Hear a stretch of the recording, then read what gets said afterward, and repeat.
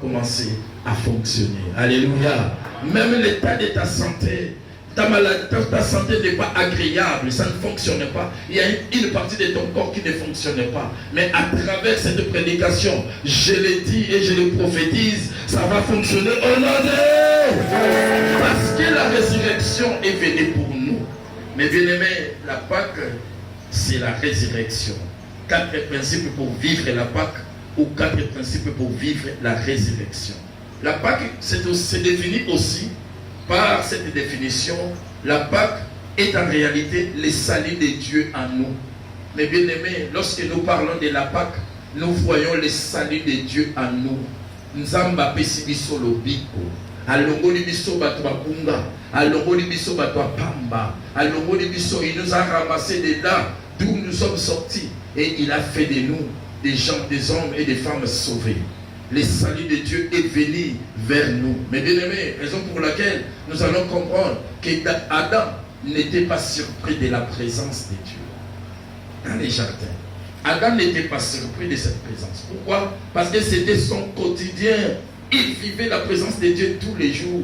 C'était son quotidien. Pourquoi? Parce que Adam à l'époque n'avait pas ses corps. Il avait ses corps, mais les corps n'étaient pas corruptibles. Il avait un corps incorruptible. Et il pouvait voir Dieu quand il veut, comme il veut. Il pouvait parler avec Dieu. D'ailleurs, la Bible nous démontre que ce n'était pas Adam qui allait vers Dieu, mais c'est Dieu qui venait vers l'homme. C'est Dieu qui venait visiter l'homme. Mais aujourd'hui, mes bien-aimés, nous souffrons. Pourquoi? Parce que nous avons perdu. Nous avons perdu quelque chose. Raison pour laquelle nous sommes en train de fournir des efforts pour aller vers Dieu. Mais à l'époque, lorsque Adam a été créé, il n'avait pas besoin d'aller vers Dieu. Mais c'est Dieu lui-même qui venait voir son être. C'est Dieu lui-même qui venait voir sa créature. Il venait voir, rendre visite à Adam les matins comme les soirs. Et c'était une habitude pour Adam. Ce n'était pas extraordinaire. Il n'était pas surpris de la présence de Dieu. Mais nous, aujourd'hui, lorsque nous remarquons quelque chose venant de Dieu, nous en sommes surpris. Pourquoi? Parce que nous possédons un corps qui est différent du corps d'Adam pendant qu'il était encore dans les jardins. Alléluia. Mais bien aimé, avant la chute, la présence de Dieu n'était pas extraordinaire. Parce que Dieu s'est manifesté alors à tout moment. Et c'était le quotidien de l'homme. C'est comme ça que nous parlons de la Pâque. C'est-à-dire, en réalité, le salut de Dieu vers nous. Dieu décide maintenant de venir nous voir. Comme il venait rendre visite à Adam dans les jardins, Jésus a laissé le ciel. Il est descendu. Quitter le ciel pour la terre.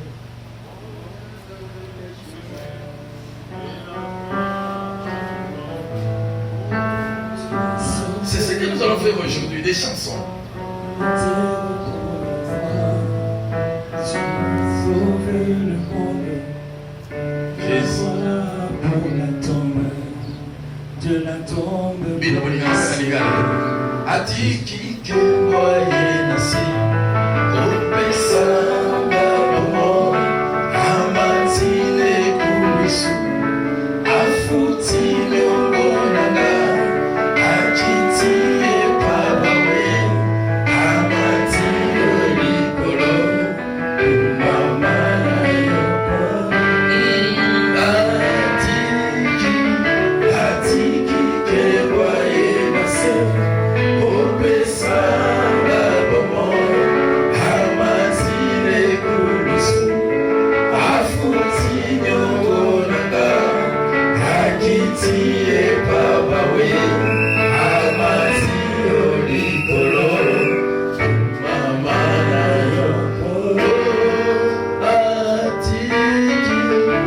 Atiki que voyez nasi, opesanga bomo, amati kulisu, afuti leongonanga, akiti epabawe, amati olikolo, mama yoko. Eh bien, mais c'est lui qui est descendu. Il est venu vers nous. C'est comme ça que nous définissons la Pâque comme étant en réalité le salut de Dieu en nous. Jésus est venu nous apporter son salut. Nous sommes sauvés par lui. C'est lui qui a pris nos places. C'est lui qui a accepté de mourir. C'est lui qui a accepté de nous délivrer. Mais bien-aimés, par lui, nous avons la vie. La Pâque est en réalité le salut de Dieu à nous. Troisième définition, s'il faut la donner, la Pâque est en d'autres termes, mes bien-aimés, un retour à la source. On vient de parler de la source il n'y a pas longtemps. Nous avons pris plus ou moins un mois dont on a eu à parler. On n'a parlé que de la source, des sources pernicieuses, des sources désagréables, des sources maléfiques. Mais mes bien-aimés, à travers la Pâque, nous allons faire un retour vers nos sources. Pas n'importe quelle source, mais la source agréable. La source dont a connu notre ancêtre Adam. Pendant qu'il était encore Adam, le vrai Adam, avant la chute. Nous allons faire un retour vers cette source-là, vers la case de départ. Mais bien aimé, on a perdu notre relation avec Dieu. On a perdu notre communion avec Dieu. On a perdu tout ce qu'on a reçu de Dieu. Le diable nous a tout volé. Mais maintenant, à travers la Pâque, à cause de la Pâque, nous allons faire un retour vers la case de départ. Alléluia.